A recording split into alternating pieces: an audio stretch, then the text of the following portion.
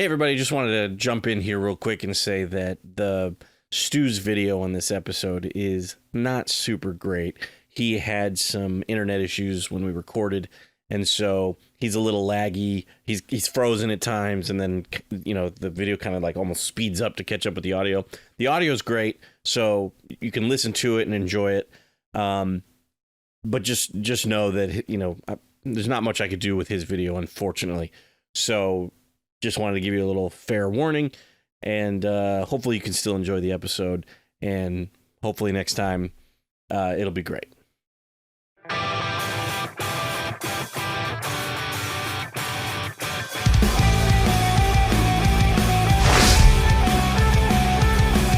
Hey everybody, and welcome to another episode of Cinema Heroes. I'm Justin Speck. I'm Jay Stu. And today we are talking about Transformers: Age of Extinction. Released in 2014, Stu's got the 4K again, always the 4K 5 movie collection. One up on me as always. Released in 2014, this was directed by Michael Bay, of course, written by Aaron Kruger, and starring Mark Wahlberg, Stanley Tucci, Kelsey Grammer, Nicola Peltz, I think is how you say her name, Jack Rayner, Titus Welliver, TJ Miller has a somewhat small part in the movie.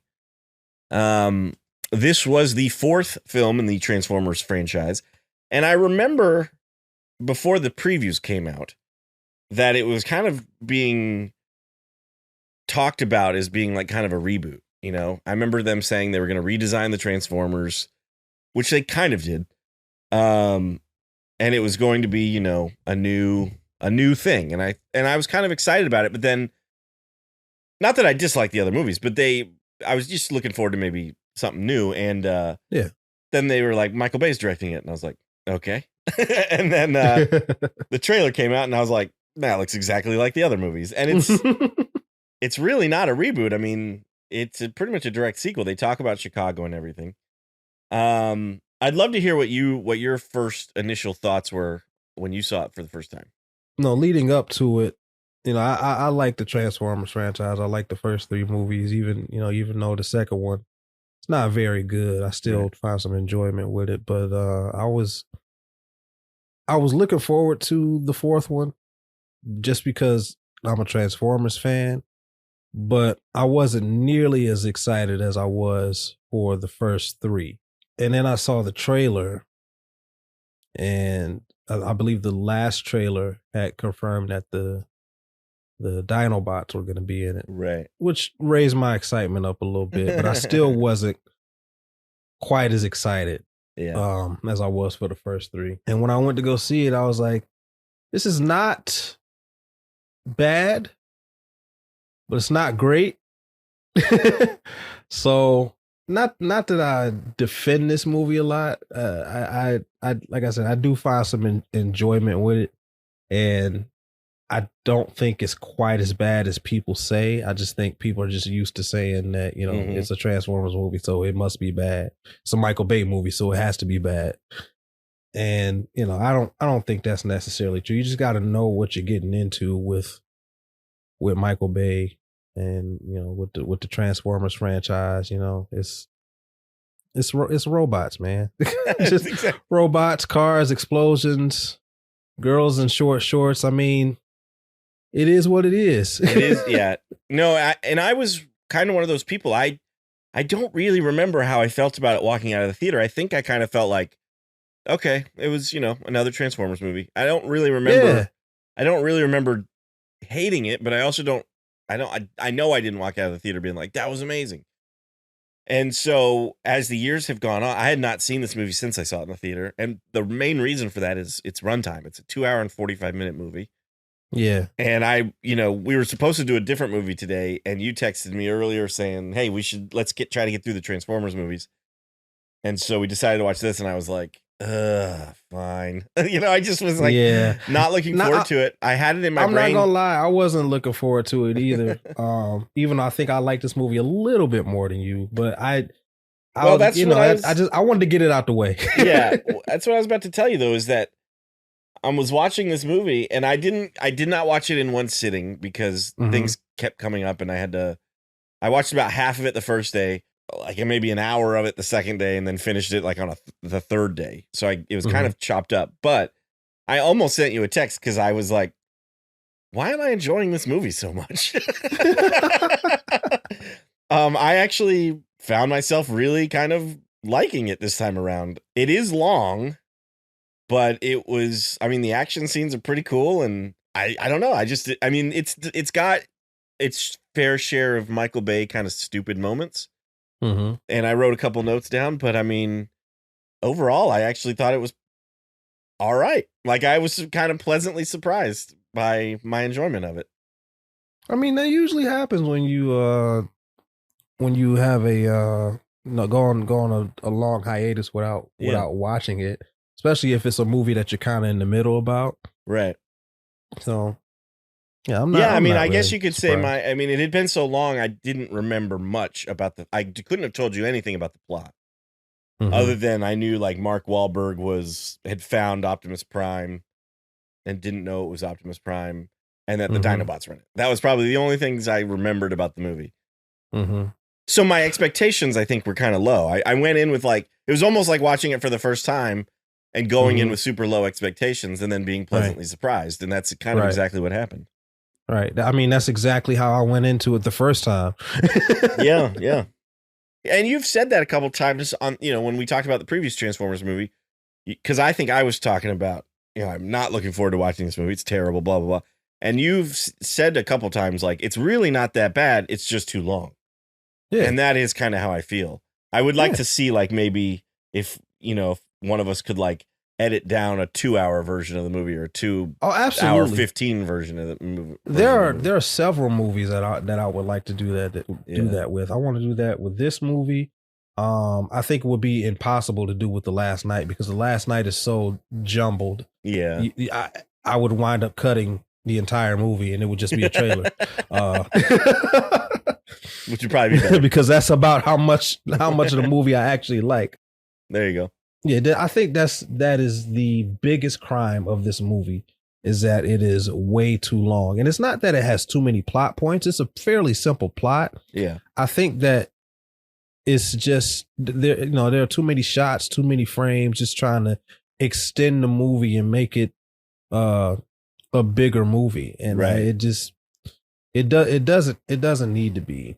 And I wonder why that is, because part of me thinks that maybe because I remember Michael Bay saying that this was gonna be his last Transformers movie, because he said that when 3 came out, which was true for a time. Yeah. And then the third one made $1 billion. It's like, well, I also read that he went to I guess after the third movie is when the Transformers ride came out at Universal Studios.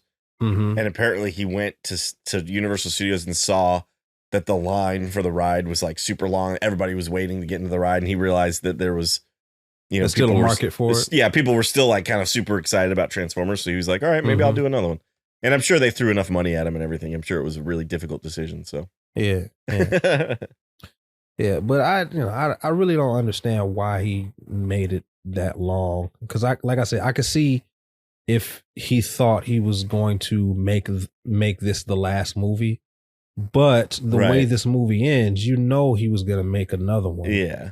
So I don't know, but yeah, it's way too long. I think 2 hours and 15 minutes at the most is what it needs to be. Yeah. Yeah. I mean, it seems like, I think a lot of the movies, a lot of them are 2.5 hours.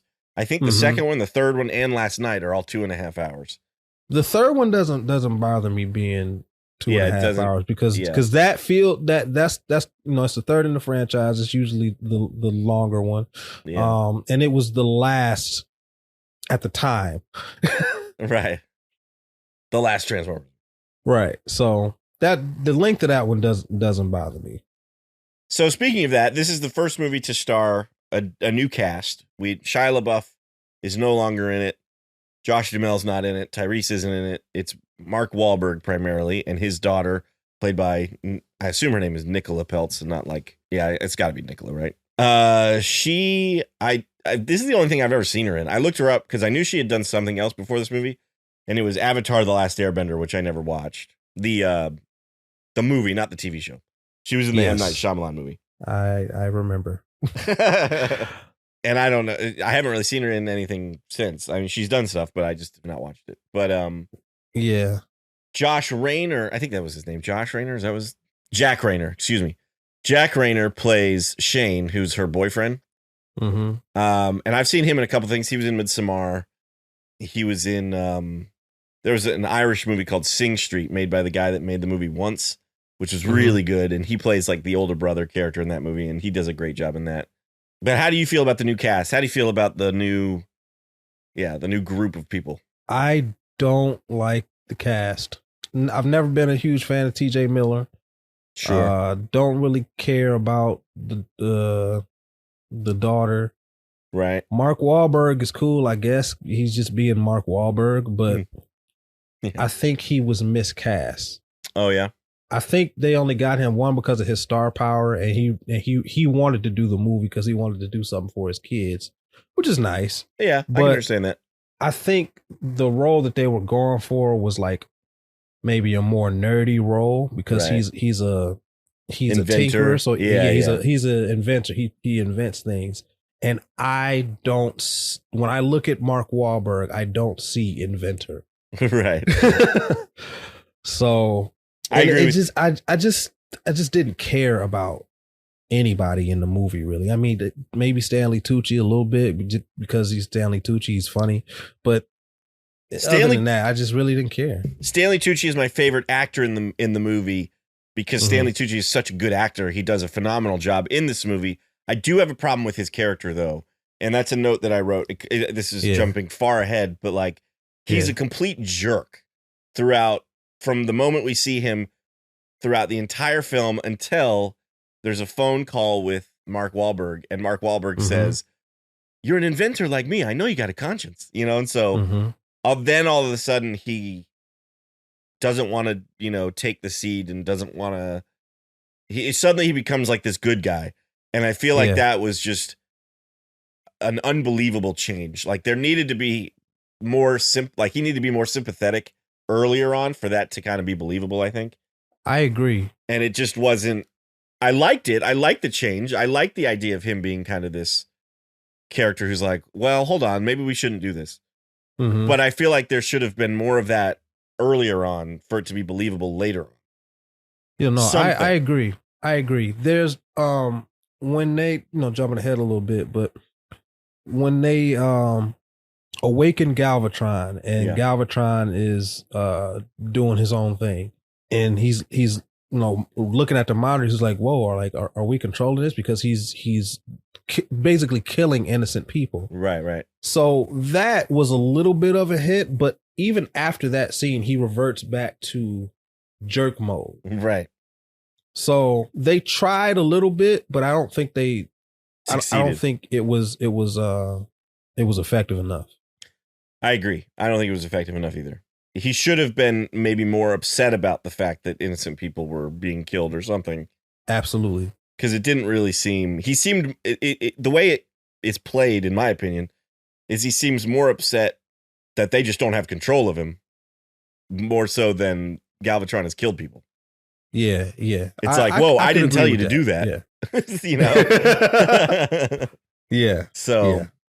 Yeah, but that being said, Stanley Tucci was easily my favorite actor in the movie just because he's so fun to watch, and he very much like John Turturro in the previous movies, he is like a supreme professional and gives it his all. He knows what kind of movie he's in, and yet he still, delivers the performance perfectly, I think. So yes, this franchise has a lot of those types of actors. In the next movie, we got Anthony Hopkins, right, who as much as I dislike the movie, he's my favorite character in the movie, because for the same reason. He knows what kind of movie he's in, and he's having fun, and it's a good experience to watch another actor having fun. Right. Yes, it is. I agree. And Kelsey Grammer, I kind of like in this movie too. I think he plays like kind of the slimy. He's not a politician, but he's like the head of the CIA or whatever. I don't know if he's even the head of the CIA, but he's somebody within the CIA and stuff, and he plays that part pretty well too. Yeah, I like him as well. Yeah, you're talking about T.J. Miller. I don't mind T.J. Miller, but do I believe that T.J. Miller and Mark Wahlberg would be partners? I don't think so. Absolutely not. Do I also think that T.J. Miller's character would have more money than Mark Wahlberg's character? No. Absolutely not. So some of that stuff is a little hard to believe. I like that they actually this sounds harsh, but I kind of like that they actually killed off T.J. Miller's character just because it kind of ups the stakes a little bit. But they get over that very quickly. Really quickly. No, I agree. I agree with everything you said. His character is very unbelievable, and he's supposed to be the comic relief for at least for the time that he's there. And he's not funny. He's just not funny. Like he has one line when I guess the CIA is chasing him, and he says, "I don't think we're gonna get that money. It doesn't seem like it." That's the only was genuinely funny. Yeah, I like that line. Other than that, he was not funny, and I do agree that it was a really good decision to kill him off early in the movie. Not only because he's not funny, but it was like you said, it raised the stakes, and it was a great way to subvert expectations. Yeah. Because the way they use him, you think he's gonna be in the movie, throughout the whole movie. Yeah, like Leo in Revenge of the Fallen. Right. Yeah. But yeah, I thought it was a great way to subvert expectations. But it was didn't really hold any weight because one, I didn't care about the character, and it doesn't feel like they lost anything. They just like he dies and they don't they mention it for like a second. Yeah, it's like after he dies, like as they're still kind of running away, I think they're in the Optimus Prime truck. Yes. And they like kind of look sad about it for that shot. And then once they're like at the destination, they're over it basically at that point. Yeah. And Optimus is like, my sympathies for your friend. And then that is it. You don't hear about. Yeah, they don't even mention Optimus mentions it. Yeah, exactly. So it's just they get over it very fast. He don't even know his name. He said your friend. Right. My sympathies for that guy. That guy the comic relief guy. As they're getting away, this is another note I wrote. There's two notes I have. So the boyfriend character, Shane, played by Jack Rayner, he shows up and like kind of helps them escape. Literally out of nowhere. Yes, literally out of nowhere. Well, he does. They do.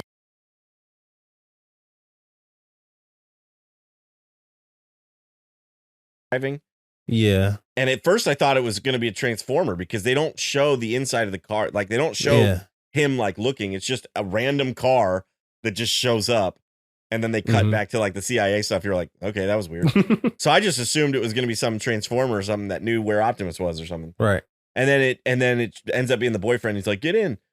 And he helps them get away. One of the things that he does is they're like they kind of get to a town, and he's like, hold on a second, and kind of stops the car, or like kind of does like a, one of those sliding stops, and then drives through a building.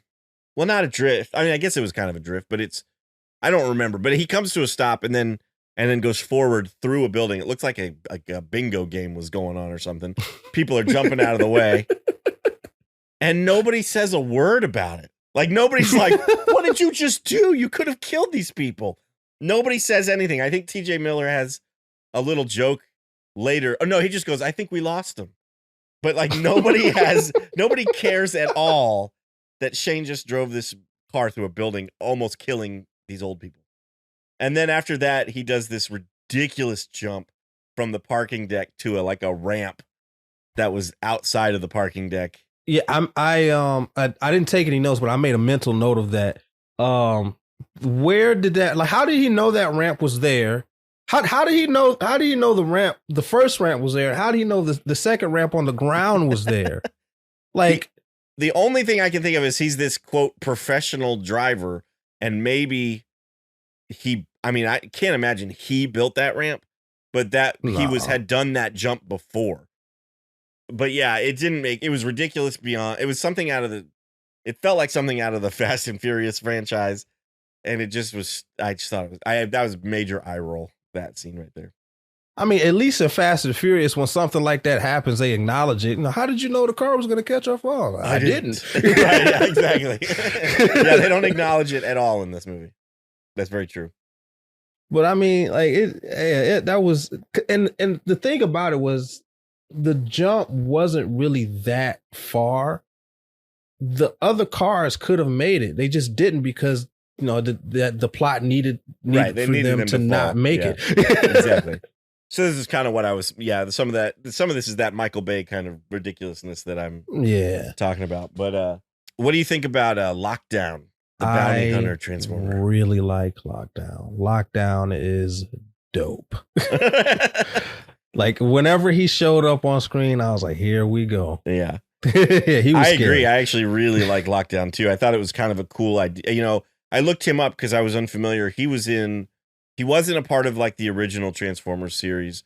He was on like the 2007 Transformers animated series or something like that. I remember that. Yeah. And so he's like a bounty hunter who doesn't really, will work for the Autobots or the Decepticons, but the Wikipedia article that I read said the Decepticons usually pay more. So he tends to work for the Decepticons more. But I thought that was kind of cool. It's like a Transformer who doesn't really have allegiance to either side. His face was a little bit too humanoid for my taste. But I love him transforming in his face into that huge gun. Oh man, yeah. I thought that was excellent. and you can't deny that shot of him walking down the street with his ship behind him. Amazing. Lockdown steals the show for sure. Lockdown steals the show. Like I said, I was very excited every time he came on screen. The gun face was dope. I even liked his ship. Yeah, I forget what they called it. He explained how he got it too. I forgot what he said. I think it was an Autobot ship that he like repurposed as a prison or something. That could be. I don't remember. Yeah, I think it was something like that. But I thought that was dope. So he's basically driving a torture chamber, which I thought that was cool. Yeah. Yeah, very. I agree with you. I think he steals the show. I think he's the coolest villain in the movie because Galvatron. I think it's cool that Galvatron's in this movie. Actually, one of my notes is just Galvatron because I thought that was kind of cool. It's not obviously the way that Galvatron how Megatron becomes Galvatron from Transformers, the animated movie. Yeah, but I like that they kind of worked that in there and made it so that it is kind of Megatron. And but he doesn't do. I mean, he is a threat, but it's like Lockdown is like the bigger threat in this film, and it's really like they're just kind of setting Galvatron up for next time. So that's how it felt to me anyway. No, I agree. They don't do much with Galvatron. The only thing, they have him go rogue. Yeah, along with the other one whose name I can't think of now. It's like of who? There was another one. There was Galvatron and another one, wasn't there? There was like two. Stinger. Thank you. Yeah, that was what it was. Yeah. I don't think Stinger spoke, did he? No, I guess he doesn't because he's not listed as one of the voices. Yeah, because he's like Bumblebee. Right. Evil, he was based off Bumblebee. Yeah, that's right. Yeah, he was the evil version of Bumblebee, so he didn't talk. That scene when they're in. By the way, that was another note. I think I interrupted you, but I wrote that they have to go to KSI in Chicago, and it shows them literally just driving their car inside the building. I hated that scene. I was like, what?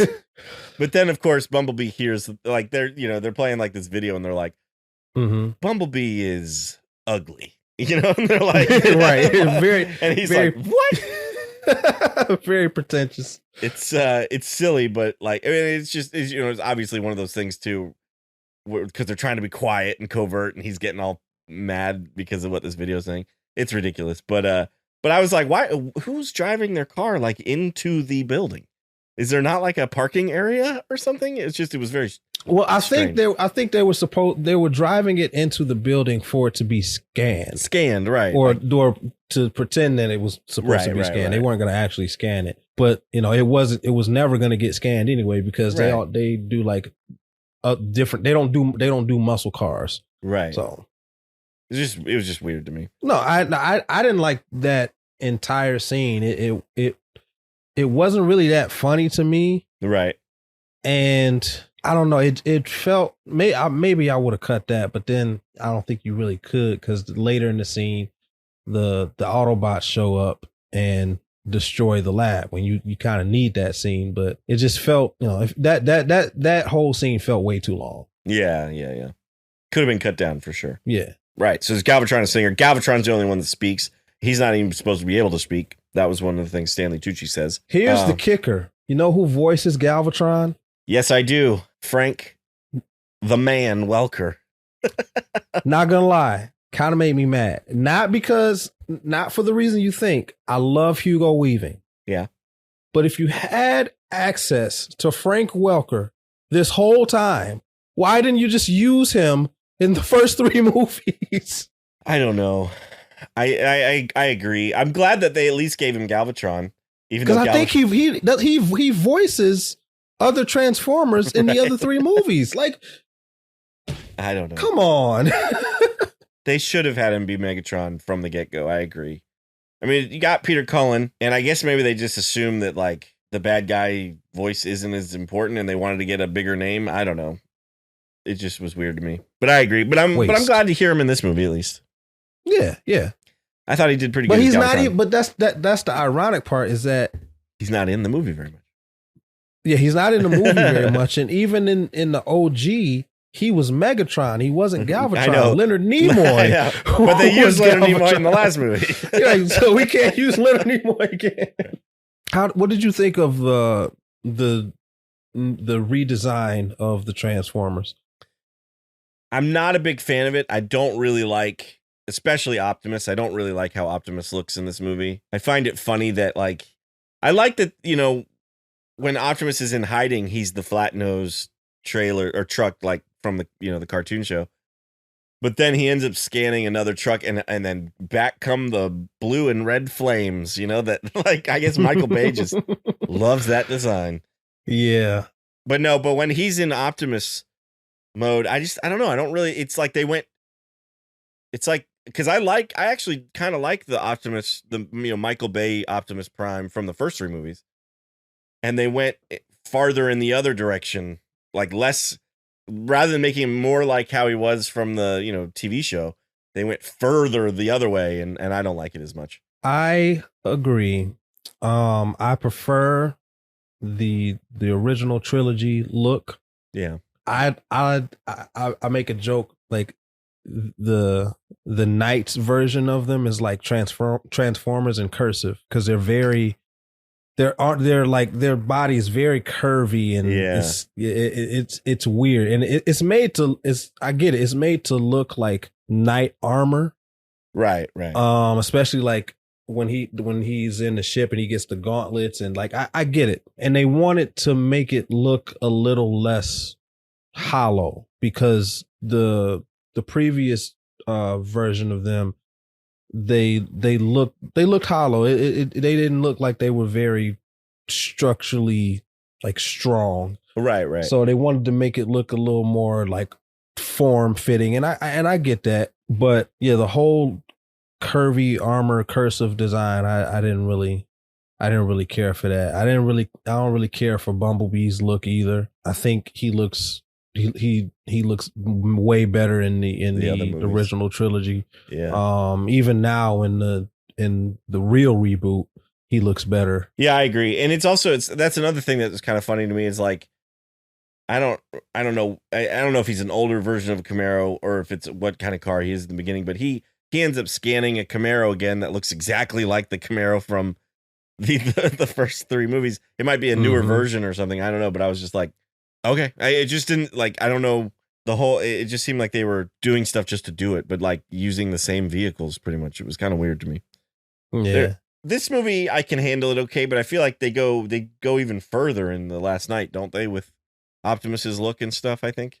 They like do. you said with the They gauntlets and stuff. Yeah. Mm-hmm. Yeah, it's okay. Like I said, I prefer the first 3 movies, and I think I even prefer, from what I've seen from Rise of the Beasts, he looks even better. He does, but to me, it's a little step back from Bumblebee. The way the Transformers looked in the first 10 minutes of Bumblebee, yes, is perfection. Yeah, it does not get any better than that. They look the best they were ever gonna look in the first 10 minutes of Bumblebee. And they, even though they look similar now, they still don't look quite as good as that. So let's talk about the plot, I guess, of this movie. So I guess essentially the creators of the Transformers came to certain planets and dropped these seeds that turned matter into what they are calling in this movie Transformium, correct? Yes. Horrible name. Horrible name. It reminded me of Avatar with Unobtainium. Unobtainium is worse. Unobtainium is worse. Like that is the laziest thing. I know we're not talking about Avatar right now, but we need to address this. That is the laziest form of exposition I have ever seen in my life. And it is so blasphemous because it comes from James Cameron. Yeah. I agree. Who was one of the greatest filmmakers ever. And you couldn't think of a better name than Unobtainium. And the thing about it, they literally say, what does the guy say? I think Giovanni Ribisi, he's the yeah. He says, "This is why we are here.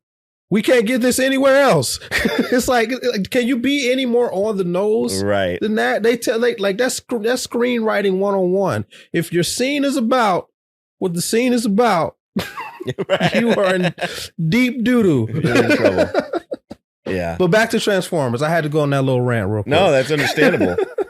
I remember having the same feeling when I watched it in the theater when they said, we're calling it Unobtainium or whatever. I was like, oh my God, really? And that's kind of how I felt about this one. We're calling it Transformium. I'm like, really? We couldn't come up with anything better. But Stanley Tucci's character has kind of he said they mapped the genome of the Transformers and now they're able to kind of I guess they need the seed, so I don't know if they can create the Transformium, but the seed will give them enough Transformium, he said, to last 100 years. And their plan is to drop the seed in, which is essentially like a bomb, in like a uninhabited desert, so that it doesn't hurt anybody and everything.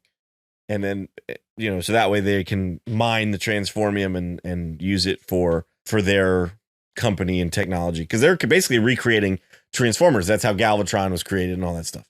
Mm-hmm. But they find out that Galvatron really is pulling the strings here and wants them to get the seed so that he can destroy a city and be evil. It's like, and... Yeah, like Galvatron had no motive. No.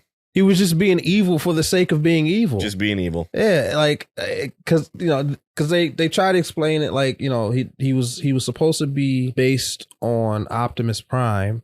Right. But that doesn't make any sense because they're using Megatron's head in order to make his form, make his body. And then Stanley Tucci has the nerve to ask, why does he keep coming out looking like Megatron? You're using Megatron's head. What else is he supposed to look like? Yeah. And then they get like that. There's that little info dump from I think his name is Brains, who's like the little, thankfully, that's the only small Transformer in this movie. He has like 2 scenes. He gives this little exposition talking about how like Megatron is definitely in there, doing stuff, pulling the strings. And then I love the fact that this little Transformer's like, but I don't care. I'm free at last. I'm out. And we never see him again. Yep. He's like, that ain't got nothing to do with me. Yep. He's like, I'm done. And that was it. He was done. So I thought that was pretty good. Yeah, that was pretty funty. Yeah, because they're using him to like translate the code from Megatron to Galvatron. But still, like, what do you expect him to look like? Like you're transferring Megatron's code into Galvatron. You want him to look like Optimus. Right, yeah. Right, like, come on now. Come on, Stanley. So I mean that's basically the plot of the movie. there is the Dinobots do show up because in the very beginning of this movie, we see that we don't see the creators, but I guess we see their ships and they're dropping seed bombs on Earth, which has during the time of the dinosaurs. So I guess it has kind of transformed some of these dinosaurs into Transformers. And then correct me if I'm mistaken, but were those Dinobots on Lockdown's ship? Yes. Right. So I believe that the Dinobots were like Transformers knights. Right. Okay. And Optimus Prime was one of the knights. They retconned it. So like they don't even mention the other primes. It's just there's these knights now. And Optimus Prime was one of those knights. I read in the trivia that they wanted to use the Dinobots earlier in the franchise, but they couldn't figure out a way to justify robots turning into dinosaurs to disguise themselves. Right, rather than vehicles and stuff. Yeah, which makes sense because I mean, how are you? How is that going to make any sense? Right. And I guess they kind of figured it out with this movie. Well, the Transformers were here when the dinosaurs was here. That's why they look like dinosaurs. So right. I get it, but it just feels like they were kind of shoehorned into the movie. Absolutely. Just for the sake of being there. And while they look cool, I mean, they don't really serve any purpose other than, you know, biting. I don't even know if they're Decepticons. We'll call them fake Decepticons. Yeah. KSI Decons. KSI Decons. No, I agree. And they do look cool.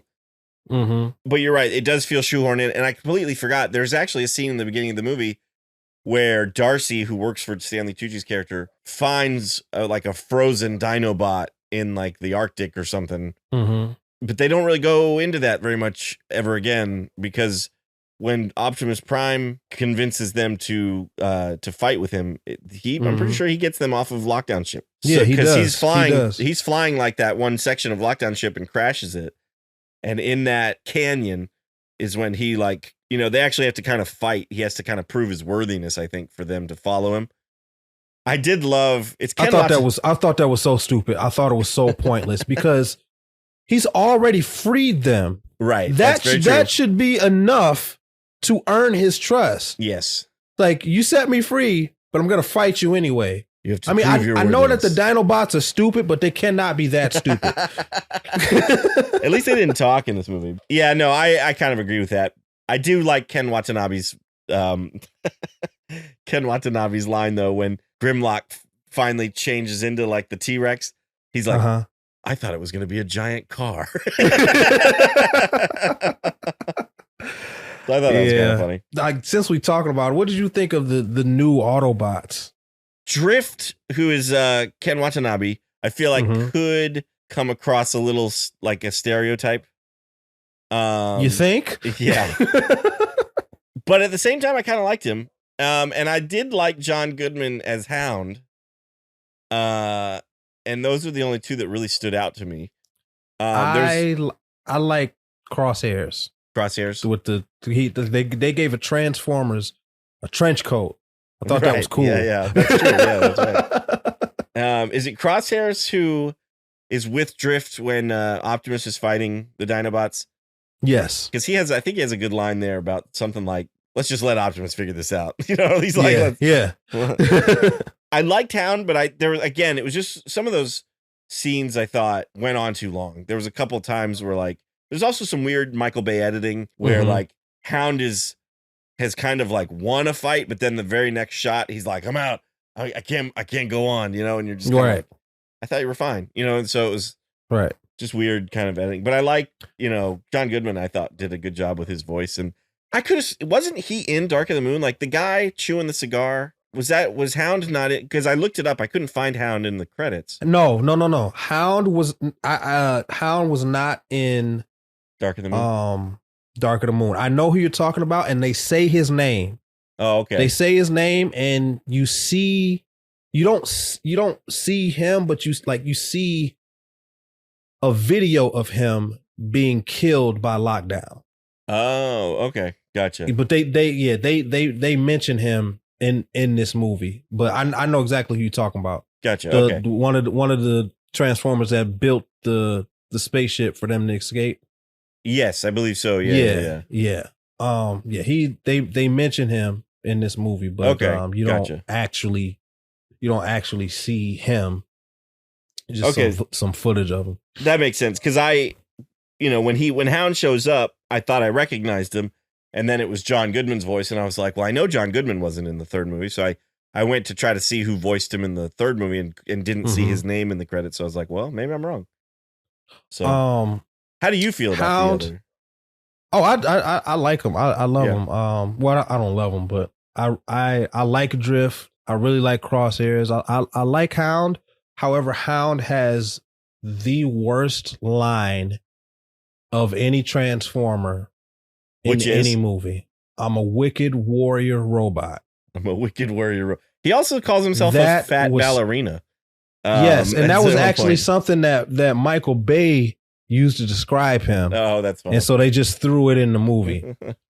And I can live with that, but wicked warrior robot, that is so cringe. It doesn't get more cringy than that for a Transformer.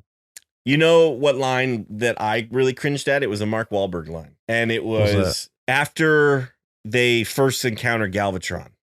Mm-hmm. And I think Galvatron or Lockdown escapes with Tessa and no, because Optimus gets taken there. So it must be before Lockdown shows up. But after they first encounter Galvatron, Optimus says, I felt the presence of Megatron. And it's like they added this line because they were afraid that people had not seen the previous movies. Mm-hmm. Like Transformers fans were not going to know who Megatron was. And Mark Wahlberg goes, what, the Decepticon that started the Chicago War? Yo, I forgot he said that. I heard that line and I was like, oh my, that's like, I don't blame Mark Wahlberg for that. That is definitely either Aaron Kruger or Michael Bay, but what a terrible line. I hate lines like that. Line. I hate when people are like, as you know, Bob. Right. Yeah, exactly. As you know, Bob. Or, Bob, and you're like, oh, you mean the CEO of the $1 million company that started blah, blah, blah? It's like, nobody talks like that. It's just, I hate that crap. So, yeah. You mean the Decepticon that started the Chicago War? So terrible. Oh, man. I hate when characters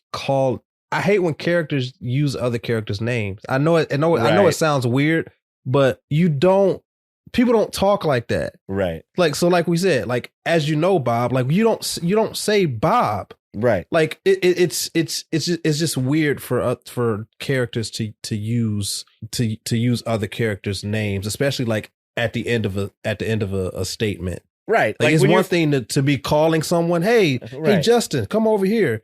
But, as you know, Justin, like, right. as if you don't know your name. No, I completely agree. Like in the very beginning, like when you first like are seeing each other, something be like, hey, Stu, what's going on, man? But like, yeah, to be like the Transformers in this movie, Stu, are really, it's just like, it doesn't like, it doesn't work. Another pet peeve of mine, I think I've told you about this, is I hate when characters say, hey, little bro, blah, blah, blah. I'm like, oh, now we know they're related because he just called me little bro. Like, it's just, people do not do that. Come on, big brother. They did something similar in Big Hero 6. Oh, yeah. Because the big brother, I can't remember. I've only seen the movie once, but I do remember this scene. The big brother was like, "Come on, man! I don't think mom and dad would approve of that." And the little brother was like, "Well, I don't know. They died when I was 3. Remember? Like as if he doesn't know that already." Yeah, it's pretty bad. So I kind of feel bad for the people of Chicago in this movie because Chicago was completely like obliterated in the last movie. Yeah. And aliens show up in Chicago again in this movie. And you're like, dear Lord, I would not be living in Chicago. And then to make matters worse, Kelsey Grammer says, call off the military. This is not an attack. Right. I don't know about that. Are you sure about that? Sure about that? How'd you feel about, he only has like 2 scenes, but how'd you feel about Thomas Lennon as like the White House chief of staff? I liked him. He was pretty funny. Yeah. One of my notes is when Stanley Tucci is showing off the programmable matter, the transformium, the CGI in this movie in parts is amazing. The CGI in this scene, awful. Terrible. I don't understand. Like, they lost, it's like their budget went away and they forgot they had to do this scene or something. Like, they used up all their money and they're like, oh crap. I know. I 100% agree. I think they just didn't know how to design the look of it, transformium, like raw transformium, and it resulted in a bunch of pixels. That's basically what it was. He had a handful of pixels, and it did not look good at all. Even when they transform, it just looks it's not good. Yeah, and I actually don't. That was another thing I don't like about the KSI Decons, I guess. Was how it's like, it almost looked like nanobot type stuff, you know, like how they would kind of, it'd be a car and then all of a sudden it would turn into this. It was like a swarm of pixels. Swarm of stuff and then turn into a robot. Yeah, I didn't like that very much. But I was going to say, even Stanley Tucci's like in engineer guy, the kind of the guy with the beard, the goofy guy, he's like holding some, at one point Stanley Tucci texts him and it cuts to him and he's holding like a My Little Pony or something. And then it turns into a gun. Like you could just tell there was nothing actually in his hands. There was nothing there. Yeah, it was just looks awful. Floating on his hands. Yeah, it's just the weirdest thing. It's like, because obviously they spent their money wisely because the Transformers look amazing. Yeah, they look excellent. There's some like close-ups of Hound and stuff that I'm just like, man, this looks so good. Yeah, and even the little like dinosaur in the beginning, I remember thinking, wow, that's pretty good CGI. But that was just terrible. Yeah, I 100% agree. They got real lazy on the transformium. Yeah. You got any favorite sces in this movie? I guess when the Dinobots show up. Yeah. Yeah. When Optimus is riding on Grimlock. Yeah. That was pretty awesome. And just seeing them the kid in me finally seeing Dinobots on screen. Sure. That was very pleasing, even though they really didn't need to be there. Correct. Yeah. Still fun. Yeah, because I mean, even though Hound was tired, he handled himself pretty well. He didn't really need the Dinobots. It's true. I think my favorite scene is when Lockdown shows up on the street and he ends up abducting Optimus and Tessa. And I love the music in that scene. The music in this movie. Yes, the music is really good in this movie. Yeah, the music. This might be the best score of all the Transformers movies so far. I don't remember the music in The Last Night that much, but yeah, the music, I forgot how good. I mean, there's the soundtrack I had was only 4 songs because that was all that they released like on iTunes. There was an actual like physical CD release with 23 tracks, and I found it on YouTube, so I've been listening to it on there. But the music in this movie is phenomenal. And the music in that scene especially is really, really good when Mark Wahlberg's like slow motion, like running towards her. Yeah. And there's all that like debris in the air and stuff.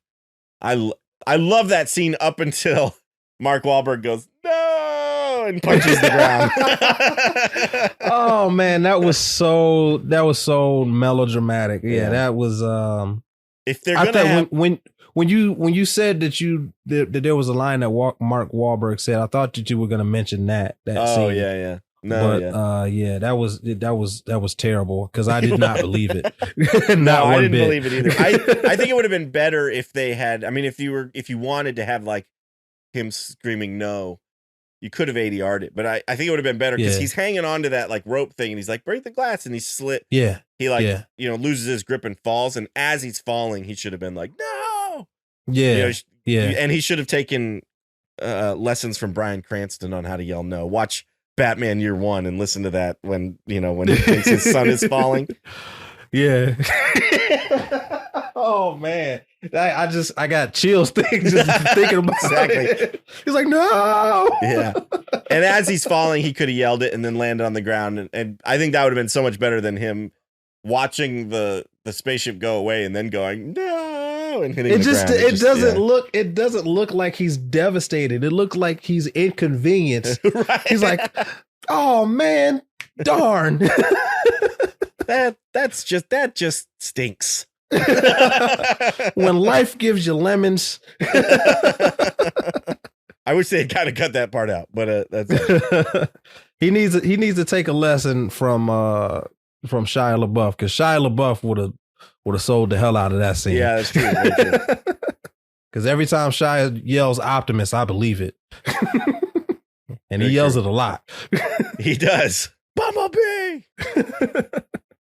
How do you feel about the boyfriend character, Shane? Didn't really care. I didn't really care for any of the characters other than Stanley Tucci, and that was just because it was Stanley Tucci. The boyfriend character, he was just there just so Mark Wahlberg could have somebody else to talk to besides his daughter. Right. And yeah, especially after his daughter is taken. Yeah. That's really the only. Yeah, I mean, he could have been killed off and I probably wouldn't have cared. I also think it's just weird to me. I know it's like they explain it, but like she's supposed to be 17, he's 20, and they're like the Romeo and Juliet law. We were dating before it became, illegal, basically. And you're just like, this is weired. And I could buy that, understand because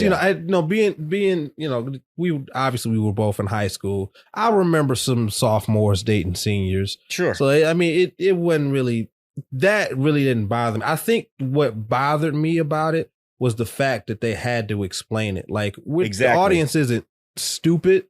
All you had to do was say, "Oh, we were dating in high school. We were two classes apart, but we were dating in high school." They didn't have to elaborate and go into the Romeo and Juliet clause. Right. That makes you look like a creep. Right. That's very true. The fact that he like has something in his wallet that talks about it. Oh man, I'm like, you carry that around with you all the time.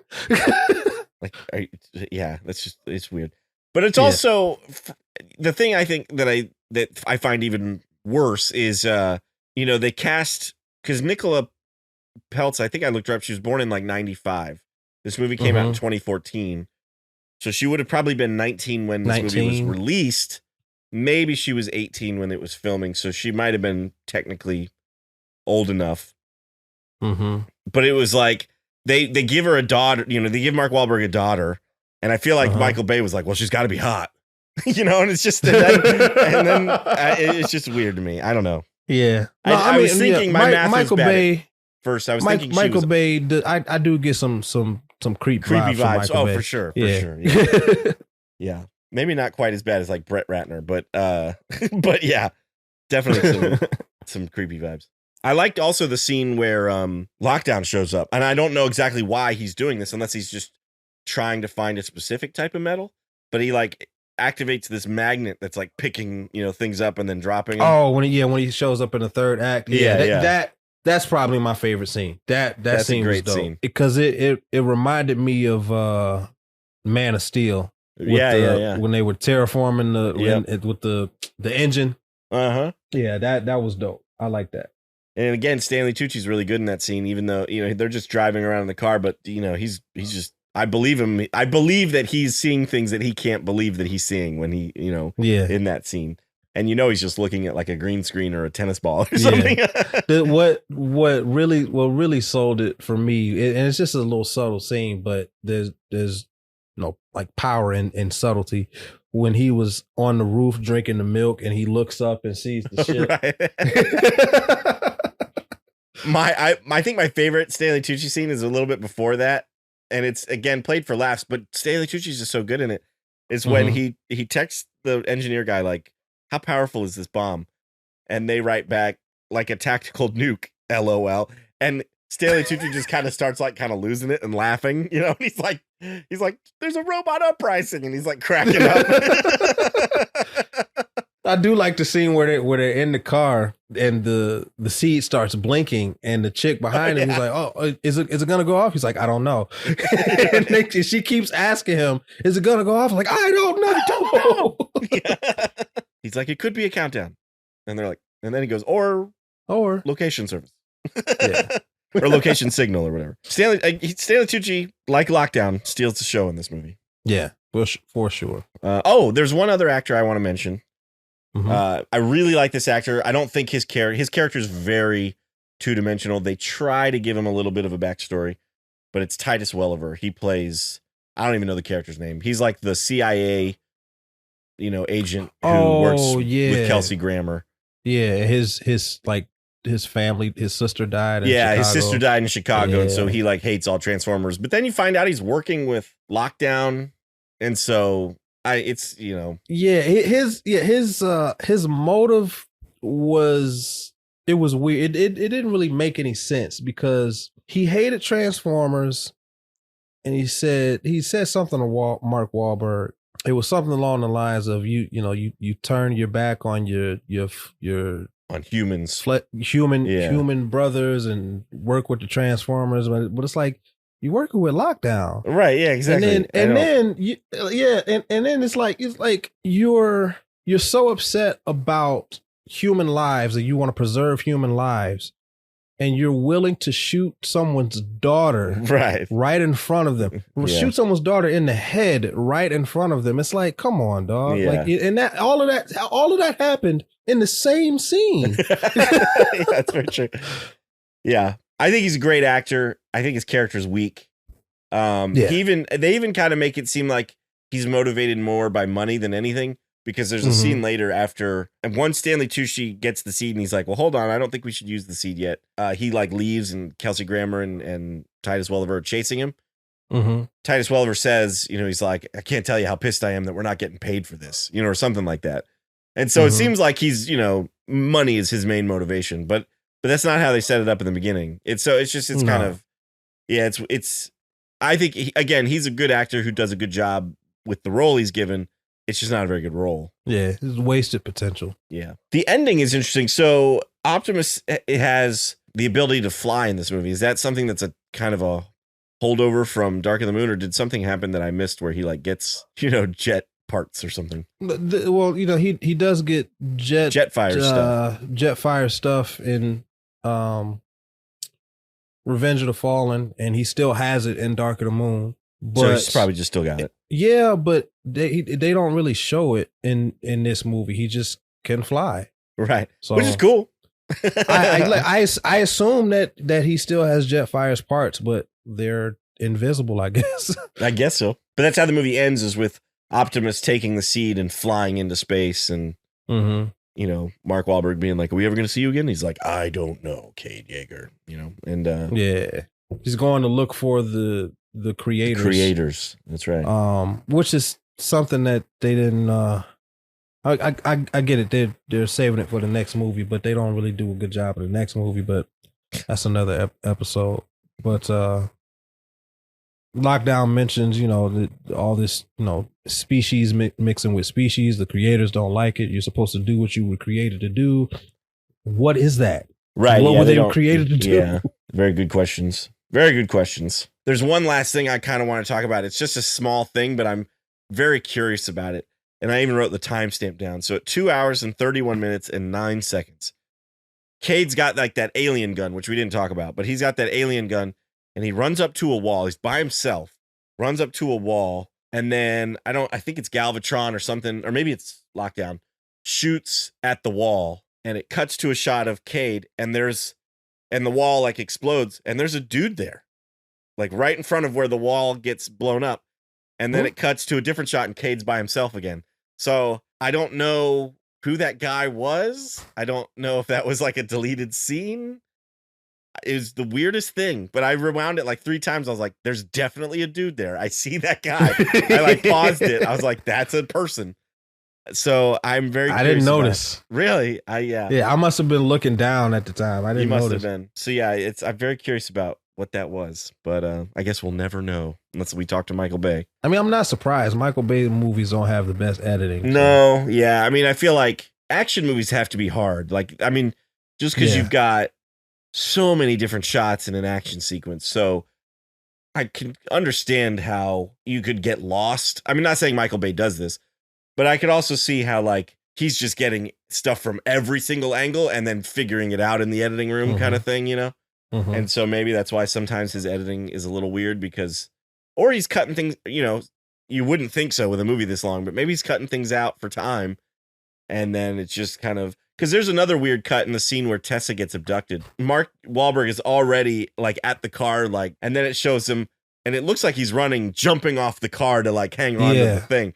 And I'm like, did you like turn around and get a head? Like kind of like that was kind of a weird editing moment, but it's Michael Bay. It's just, it is what it is. So yeah. Well, despite all that, I'll go ahead and give you my rating first. I looked at my Letterboxd. I had given this movie, I had given it 1.5 stars. Because I just, like I said before, I just thought that it was bad. I never really bothered to watch it again. And so I just remember, and I didn't really remember the movie. So I just was like, movie sucks. But so watching it this time around, I was like, you know what? I'm actually kind of enjoying it. Up until we started talking about it, I was tempted to go higher than I'm going to go. But I think for me, it is a absolute turn your brain off movie and just enjoy the action sequences. Mm-hmm. And for being a 2 hour and 45 minute movie, there are a lot of action sequences. Mm-hmm. But so, and that may not be enough for some people, but for me, I can do that. I can turn my brain off and enjoy this movie. So for me, I'm going to give it 3 Transformium seeds out of 5. Oh, well. Didn't see that coming. I'm actually going to give it a lower score than you. Wow. All right. The plot is very simple, but they try to stretch this thing out to damn near 3 hours. Right. Yeah. And that is unnecessary. Yeah. The characters are not interesting. And I find myself just not caring a lot. Yeah. That being said, the action sequences, I do enjoy them. Aside from the pixelated Transformium. Yeah. I enjoy the Dinobots. I enjoy the third act. I enjoyed most of the highway chase scene. Yeah. I love when Optimus bursts out the barn and starts blasting human beings everywhere. And he yells when he comes out of the barn, he yells, "I am here." And I'm just like, okay, we didn't need that line either, but okay. Yeah. He said that because they were looking for him. It's like, you looking for me? Here I am. Yeah, it was kind of like that. Right. But yeah, there are things that I do enjoy about this movie, and I just piggybacking on what you said, it's definitely a movie that I can just sit back and watch. Yeah. However, overall, it's right in the middle. Not good, not bad. It's just as average as you can get for this type of movie. So I'm gonna give it a 2.5. I don't know. 2.5 lockdown gunheads. Transformium pixels. Yeah, there you go. Cool. Yeah, and there's a part of me that even feels like 3 stars is too high. But I liked it. If I had to choose between this or Revenge of the Fallen, I would choose this movie. I think this movie is more enjoyable than Revenge of the Fallen. Up until a couple of days ago, I would have agreed with you. Really? I do think that Revenge of the Fallen is probably a worse movie. Well, not probably. It is a worse movie. But Revenge of the Fallen is the fun parts of Revenge of the Fallen. I find myself enjoying a little bit more than Age of Extinction. Okay, that's fair. Even though Age of Extinction is a little bit better of a movie. So like all the action sequences in Revenge of the Fallen, none of them are as good as the forest fight, or I'm sorry, in Age of Extinction. The action sequences in Age of Extinction, none of them are as good as the forest fight in Revenge of the Fallen. Okay. Or when Optimus Prime gets Jetfire's parts just obliterates the Fallen.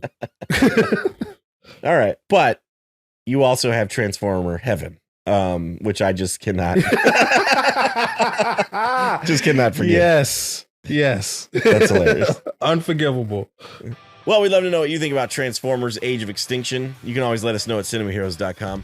You can leave us a comment on our Instagram or tweet at us. Both handles are at Cinema Heroes. If you're watching this on YouTube, leave a comment down below what you think about the movie. Give the video a thumbs up and subscribe to the channel if you haven't already.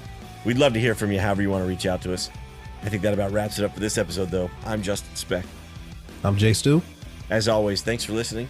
Thanks for subscribing.